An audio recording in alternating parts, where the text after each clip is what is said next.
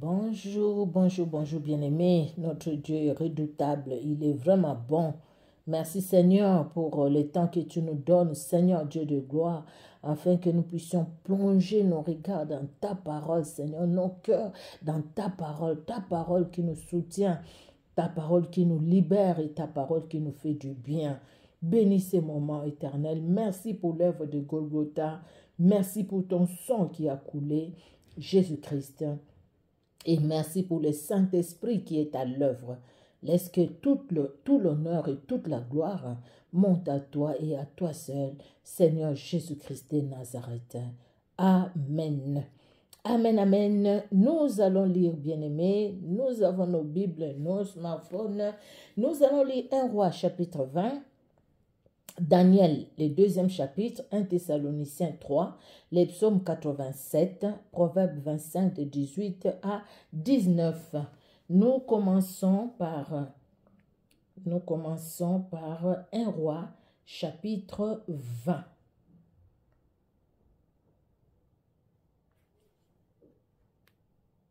Le premier livre des rois, chapitre 20.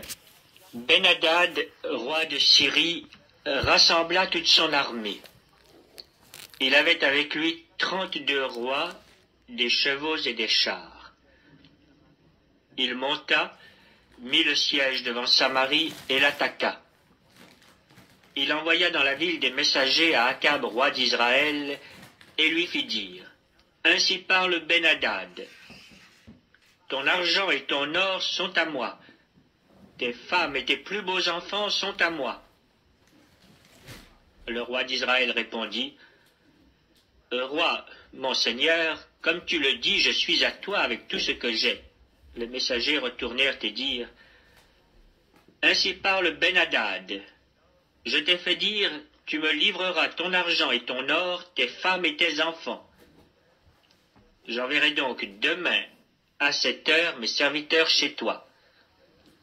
Ils fouilleront ta maison et les maisons de tes serviteurs, ils mettront la main sur tout ce que tu as de précieux, et ils l'emporteront. » Le roi d'Israël appela tous les anciens du pays, et il dit: « Sentez bien et comprenez que cet homme nous veut du mal, car il m'a envoyé demander mes femmes et mes enfants, mon argent et mon or, et je ne lui avais pas refusé. » Tous les anciens et tout le peuple dirent à Akab: « Ne l'écoute pas et ne consens pas. » Et il dit au messager de Ben-Hadad: « Dites à mon seigneur le roi, je ferai tout ce que tu as envoyé demander à ton serviteur la première fois. Mais pour cette chose, je ne puis pas la faire. » Les messagers s'en allèrent et lui portèrent la réponse. Ben-Hadad envoya dire à Akab: « Que les dieux me traitent dans toute leur rigueur, si la poussière de Samarie suffit pour remplir le creux de la main de tout le peuple qui me suit. » Et le roi d'Israël répondit: « Que celui qui revêt une armure ne se glorifie pas comme celui qui la dépose. » Lorsque Ben-Hadad reçut cette réponse, il était à boire avec les rois sous les tentes, et il dit à ses serviteurs: « Faites vos préparatifs. » Et ils firent leurs préparatifs contre la ville. Mais voici, un prophète s'approcha d'Akab, roi d'Israël, et il dit: « Ainsi parle l'Éternel. Vois-tu toute cette grande multitude? Je vais la livrer aujourd'hui entre tes mains, et tu sauras que je suis l'Éternel. » Akab dit: « Par qui? » Et il répondit: « Ainsi parle l'Éternel. Par les serviteurs des chefs des provinces. » Akab dit: « Qui engagera le combat? » Et il répondit: « Toi. » Alors Akab passa en revue les serviteurs des chefs des provinces, et il s'en trouva 232. Et après eux, il passa en revue tout le peuple, tous les enfants d'Israël, et ils étaient 7000. Ils firent une sortie à midi. Ben-Hadad buvait et s'enivrait sous les tentes avec les 32 rois ses auxiliaires. Les serviteurs des chefs des provinces sortirent les premiers. Ben-Hadad s'informa, et on lui fit ce rapport. Des hommes sont sortis de Samarie. Il dit, s'ils sortent pour la paix, saisissez-les vivants. Et s'ils sortent pour le combat, saisissez-les vivants. Lorsque les serviteurs des chefs des provinces et l'armée qui les suivait furent sortis de la ville, chacun frappa son homme, et les Syriens prirent la fuite. Israël les poursuivit. Ben-Hadad, roi de Syrie, se sauva sur un cheval avec des cavaliers. Le roi d'Israël sortit, frappa les chevaux et les chars, et fit éprouver aux Syriens une grande défaite. Alors le prophète s'approcha du roi d'Israël et lui dit, « Va, fortifie-toi, examine, et vois ce que tu as à faire, car au retour de l'année, le roi de Syrie montera contre toi. » Les serviteurs du roi de Syrie lui dirent, « Leur Dieu est un Dieu de montagne, c'est pourquoi ils ont été plus forts que nous. Mais combattons-les dans la plaine, et l'on verra si nous ne serons pas plus forts qu'eux. Fais encore ceci, ôte chacun des rois de son poste, et remplace-les par des chefs. Et forme-toi une armée pareille à celle que tu as perdue, avec autant de chevaux et autant de chars. Puis nous les combattrons dans la plaine, et l'on verra si nous ne serons pas plus forts qu'eux. » Il les écouta et fit ainsi. L'année suivante, Ben-Hadad passa les Syriens en revue et monta vers Aphek pour combattre Israël. Les enfants d'Israël furent aussi passés en revue.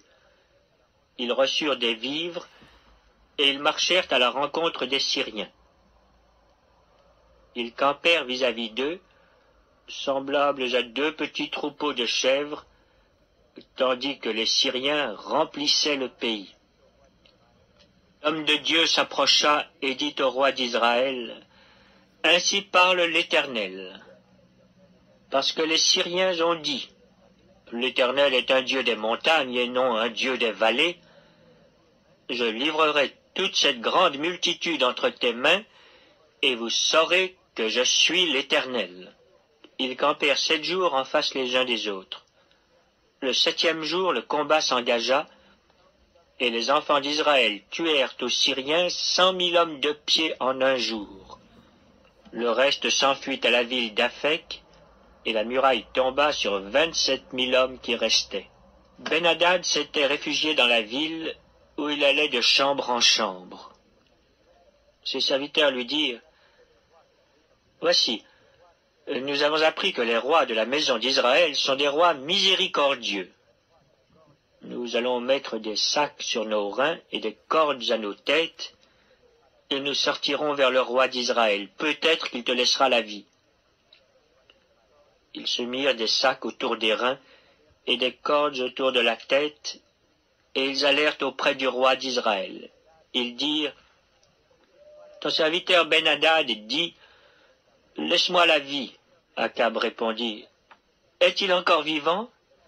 Il est mon frère. » Ces hommes tirèrent de là un bon augure, et ils se hâtèrent de le prendre au mot et de dire, « Ben-Hadad est ton frère. » Et il dit, « Allez, amenez-le. » Ben-Hadad vint vers lui, et Akab le fit monter sur son char.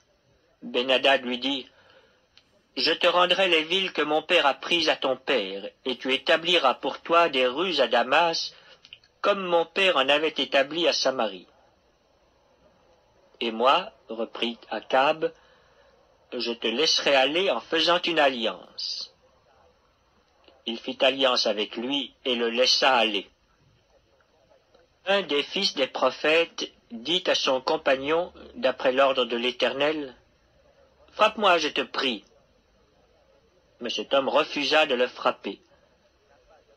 Alors il lui dit, « Parce que tu n'as pas obéi à la voix de l'Éternel, voici, quand tu m'auras quitté, le lion te frappera. » Et quand il l'eut quitté, le lion le rencontra et le frappa. Il trouva un autre homme, et il dit, « Frappe-moi, je te prie. » Cet homme le frappa et le blessa. le prophète alla se placer sur le chemin du roi, et il se déguisa avec un bandeau sur les yeux. Lorsque le roi passa, il cria vers lui et dit, « Ton serviteur était au milieu du combat, et voici un homme s'approche et m'amène un homme en disant, « Garde cet homme. S'il vient à manquer, ta vie répondra de sa vie, ou tu paieras un talent d'argent. » Et pendant que ton serviteur agissait çà et là, l'homme a disparu. Le roi d'Israël lui dit, « C'est là ton jugement, tu l'as prononcé toi-même. » Aussitôt le prophète ôta le bandeau de dessus ses yeux, et le roi d'Israël le reconnut pour l'un des prophètes. Il dit alors au roi, « Ainsi parle l'Éternel. Parce que tu as laissé échapper de tes mains l'homme que j'avais dévoué par interdit, ta vie répondra de sa vie et ton peuple de son peuple. » Le roi d'Israël s'en alla chez lui, triste et irrité, et il arriva à Samarie. Amen, amen. Notre Dieu est bon. Nous allons aller au livre de Daniel, Daniel le chapitre 2. Daniel le 2e chapitre, au nom puissant de Jésus-Christ de Nazareth. Daniel, chapitre 2. La seconde année du règne de Nebuchadnezzar, Nebuchadnezzar eut des songes. Il avait l'esprit agité et ne pouvait dormir. Le roi fit appeler les magiciens, les astrologues, les enchanteurs et les chaldéens pour qu'ils lui disent ses songes. Ils vinrent et se présentèrent devant le roi. Le roi leur dit, « J'ai eu un songe, mon esprit est agité et je voudrais connaître ce songe. » Les chaldéens répondirent au roi en langue araméenne, « Ô roi, vis éternellement, dis le songe à tes serviteurs et nous en donnerons l'explication. » Le roi reprit la parole et dit aux Chaldéens, « La chose m'a échappé. Si vous ne me faites connaître le songe et son explication, vous serez mis en pièces et vos maisons seront réduites à un tas d'immondices. Mais si vous me dites le songe et son explication, vous recevrez de moi des dons et des présents et de grands honneurs. C'est pourquoi, dites-moi le songe et son explication. » Ils répondirent pour la seconde fois, « Que le roi dise le songe à ses serviteurs et nous en donnerons l'explication. » Le roi reprit la parole et dit, « Je m'aperçois en vérité que vous voulez gagner du temps parce que vous voyez que la chose m'a échappé. Si donc vous ne me faites pas connaître le songe, la même sentence vous enveloppera tous. Vous voulez vous préparer à me dire des mensonges et des faussetés en attendant que les temps soient changés. C'est pourquoi dites-moi le songe et je saurai si vous êtes capable de m'en donner l'explication. » Les Chaldéens répondirent au roi, « Il n'est personne sur la terre qui puisse dire ce que demande le roi. Aussi jamais roi, quelque grand et puissant qu'il ait été, n'a exigé une pareille chose d'aucun magicien, astrologue ou chaldéen. Ce que le roi demande est difficile, il n'y a personne qui puisse le dire au roi, excepté les dieux, dont la demeure n'est pas parmi les hommes. » Là-dessus, le roi se mit en colère et s'irrita violemment. Il ordonna qu'on fît périr tous les sages de Babylone. La sentence fut publiée, les sages étaient mis à mort, et l'on cherchait Daniel et ses compagnons pour les faire périr. Alors Daniel s'adressa d'une manière prudente et sensée à Arjoc, chef des gardes du roi, qui était sorti pour mettre à mort les sages de Babylone. Il prit la parole et dit à Arjoc, commandant du roi, « Pourquoi la sentence du roi est-elle si sévère ?» Arjoc exposa la chose à Daniel. Et Daniel se rendit vers le roi et le pria de lui accorder du temps pour donner au roi l'explication. Ensuite, Daniel alla dans sa maison et il instruisit de cette affaire Anania, Miskaël et Azaria, ses compagnons, les engageant à implorer la miséricorde du Dieu des cieux, afin qu'on ne fît pas périr Daniel et ses compagnons avec le reste des sages de Babylone. Alors le secret fut révélé à Daniel dans une vision pendant la nuit, et Daniel bénit le Dieu des cieux. Daniel prit la parole et dit, « Béni soit le nom de Dieu d'éternité en éternité. À lui appartiennent la sagesse et la force. C'est lui qui change les temps et les circonstances, qui renverse et qui établit les rois, qui donne la sagesse aux sages et la science à ceux qui ont de l'intelligence. Il révèle ce qui est profond et caché, il connaît ce qui est dans les ténèbres, et la lumière demeure avec lui. Dieu de mes pères, je te glorifie, je te loue de ce que tu m'as donné la sagesse et la force, et de ce que tu m'as fait connaître ce que nous t'avons demandé, de ce que tu nous as révélé le secret du roi.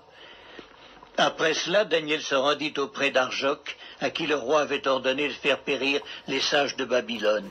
Il alla et lui parla ainsi. « Ne fais pas périr les sages de Babylone, conduis-moi devant le roi, et je donnerai au roi l'explication. » Arjoc conduisit promptement Daniel devant le roi, et lui parla ainsi. « J'ai trouvé parmi les captifs de Juda un homme qui donnera l'explication au roi. » Le roi prit la parole et dit à Daniel, qu'on nommait Belshazzar, « Es-tu capable de me faire connaître le songe que j'ai eu et son explication ?» Daniel répondit en présence du roi et dit, « Ce que le roi demande est un secret, que les sages, les astrologues, les magiciens et les devins ne sont pas capables de découvrir au roi. Mais il y a dans les cieux un Dieu qui révèle les secrets et qui a fait connaître au roi Nebuchadnezzar ce qui arrivera dans la suite des temps. Voici ton songe et les visions que tu as eues sur ta couche. Sur ta couche, ô roi, il t'est monté des pensées touchant ce qui sera après ce temps-ci. Et celui qui révèle les secrets t'a fait connaître ce qui arrivera. Si ce secret m'a été révélé, ce n'est point qu'il y ait en moi une sagesse supérieure à celle de tous les vivants, mais c'est afin que l'explication soit donnée au roi et que tu connaisses les pensées de ton cœur. Ô roi, tu regardais et tu voyais une grande statue. Cette statue était immense et d'une splendeur extraordinaire. Elle était debout devant toi et son aspect était terrible.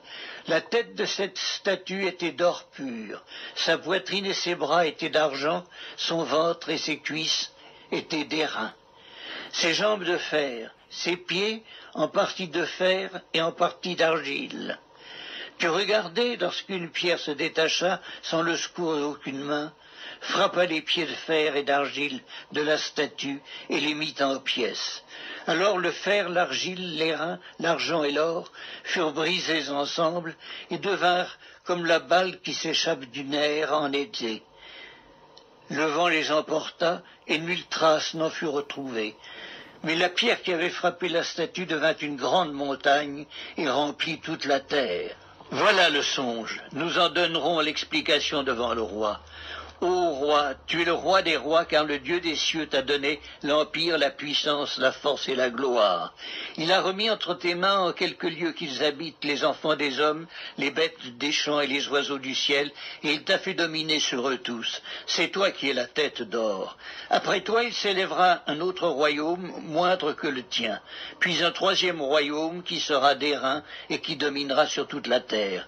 Il y aura un quatrième royaume, fort comme du fer, de même que le fer brise et rompt tout, il brisera et rompra tout, comme le fer qui met tout en pièces. Et comme tu as vu les pieds et les orteils en partie d'argile, de potier et en partie de fer, ce royaume sera divisé. Mais il y aura en lui quelque chose de la force du fer, parce que tu as vu le fer mêlé avec l'argile. Et comme les doigts des pieds étaient en partie de fer et en partie d'argile, ce royaume sera en partie fort et en partie fragile. Tu as vu le fer mêlé avec l'argile, parce qu'ils se mêleront par des alliances humaines. Mais ils ne seront point unis l'un à l'autre, de même que le fer ne s'allie point avec l'argile. Dans le temps de ces rois, le Dieu des cieux suscitera un royaume qui ne sera jamais détruit et qui ne passera point sous la domination d'un autre peuple. Il brisera et anéantira tous ces royaumes-là, et lui-même subsistera éternellement.